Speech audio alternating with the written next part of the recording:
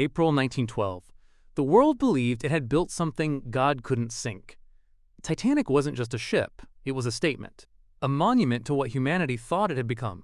Unstoppable, intelligent, beyond consequence. The newspapers called her unsinkable. The engineers called her a marvel. The wealthy called her home for 7 days across the Atlantic. But here's what no one was saying out loud. The very confidence that made Titanic legendary, the absolute certainty that nothing could go wrong, is exactly what made everything go wrong. Because when you believe something is impossible to destroy, you stop preparing for the moment it breaks. You stop listening to the warnings. You stop slowing down. And somewhere in the dark North Atlantic, that arrogance had already written the ending before the ship ever left Southampton. April 14th, 1912. The last full day anyone aboard would ever live. Starting at 9 in the morning, ice warning messages began arriving in Titanic's radio room. By evening, at least 6 separate ships had transmitted urgent alerts. Large icebergs. Field ice. Dangerous conditions directly ahead. The messages were real. The danger was real. The coordinates were precise. Some of those warnings reached the bridge. Some were pinned up. At least one was never even delivered. The radio operators were too busy sending passenger telegrams. Wealthy guests paying to send personal messages across the ocean, while the iceberg warnings sat unread. And here's the most chilling part.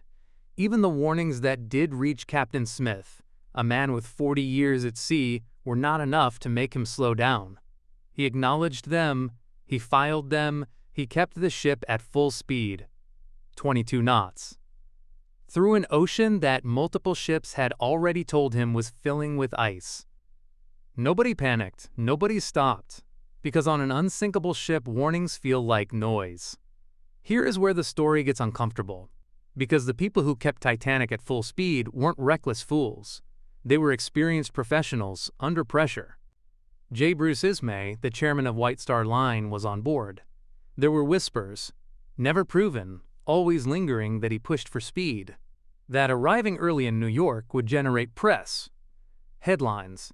Headlines sold tickets. Tickets meant money. And Titanic had cost a fortune to build. Captain Smith was days from retirement. This was meant to be his final voyage, a triumphant crossing, a celebration. Not the moment to cause delays, alarm passengers, or question the ship everyone had already decided was invincible. And then there was the water itself. Unusually calm that night, no wind, a flat, mirror-like sea. Experienced sailors knew this was deceptive.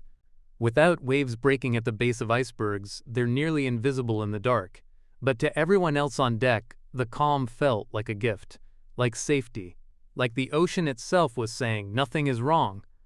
So they kept going, full speed, into the dark. The binoculars for the crow's nest lookouts were locked in a cabinet, and no one had the key.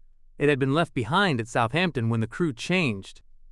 So Frederick Fleet, the man responsible for seeing what lay ahead, was scanning the ocean with nothing but his naked eyes, in the dark, at 22 knots, into an ice field that 6 ships had already warned them about.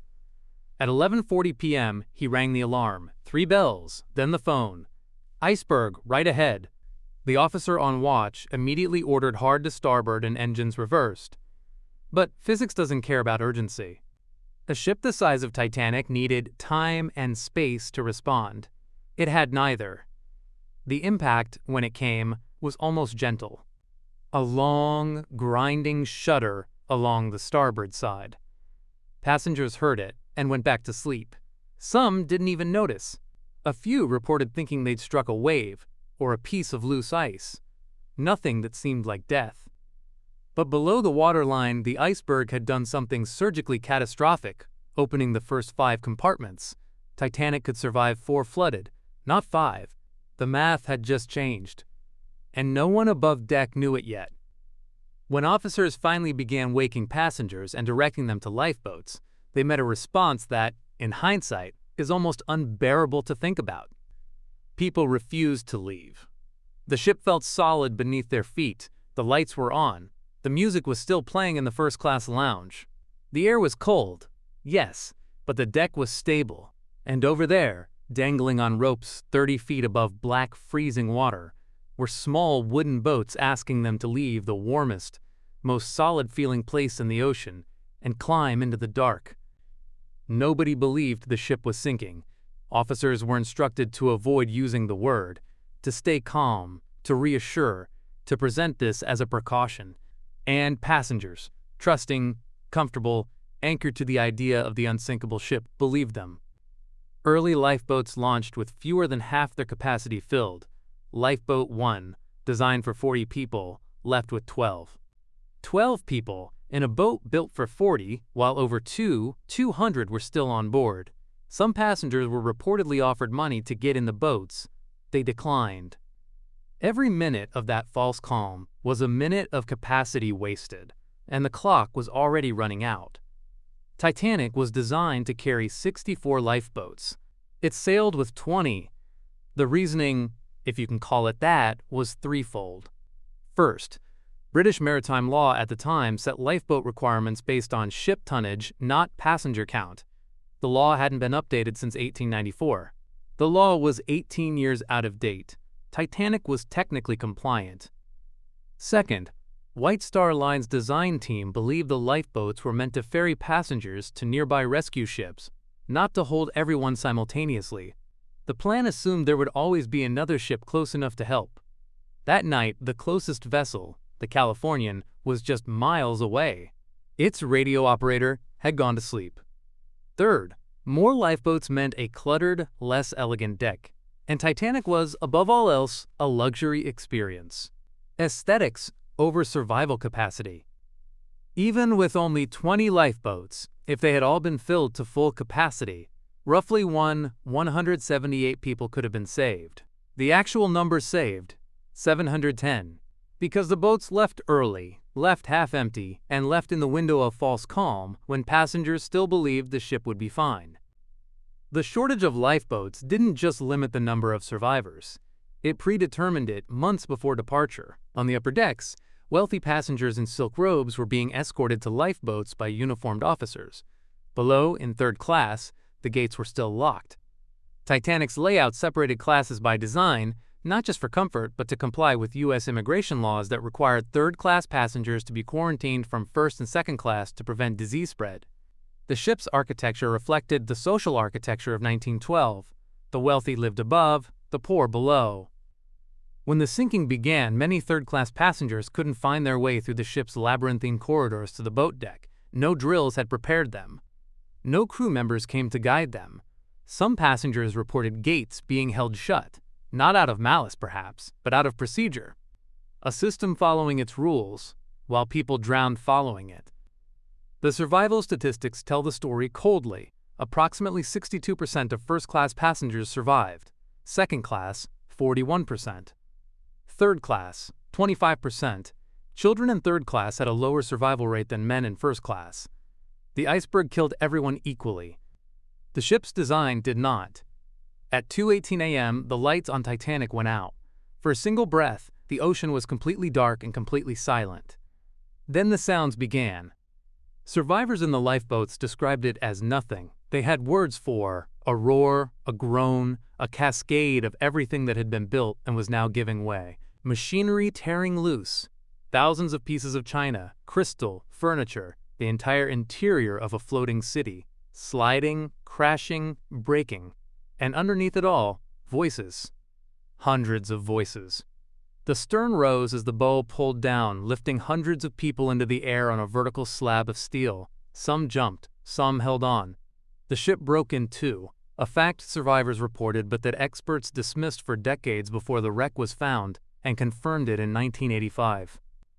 At 2:20 a.m., Titanic was gone, 2 hours and 40 minutes after the collision, in 500 feet of water. Taking with her 517 people and every decision that had led to this moment. What remained on the surface of the North Atlantic was not wreckage. It was the consequence of choices, every single one made by human beings. The water temperature that night was 28 degrees Fahrenheit, below freezing. A person immersed in water that cold loses muscular control in minutes, consciousness in less than 15. Death follows shortly after.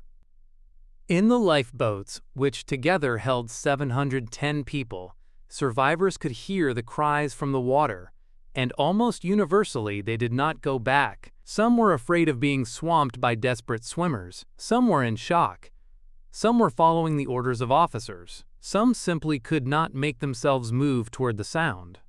Lifeboat 14, under Officer Harold Lowe, was one of the only boats that returned. He waited, he later admitted, until the cries had largely stopped. When he rowed back, he found only a handful of survivors still alive. The window had closed. The screaming lasted approximately 45 minutes, then it faded. Then it stopped entirely, and the silence that replaced it was described by survivors as the most unbearable thing they had ever experienced. Worse than the impact, worse than the chaos, worse than anything that had come before. Because silence meant it was over, and they had heard it end. Here is the truth about Titanic that history struggles to sit with. The iceberg was the last mistake, not the first. There were the builders who removed extra lifeboats, the law that hadn't been updated in 18 years, the warnings that were read and ignored, the speed that was never reduced, the binoculars that were locked away and forgotten, the calm sea that made ice invisible, the officers who told people the ship was fine, the boats that left half empty, the gates that stayed locked, the boats that didn't go back. None of those were acts of nature. Every single one was a human decision, made by people who were experienced, intelligent, and operating under the shared illusion that they had built something failure could not touch. That is the real story of Titanic. Not a ship that hit an iceberg, a civilization that hit its own arrogance and sank. The iceberg only finished what the humans had started.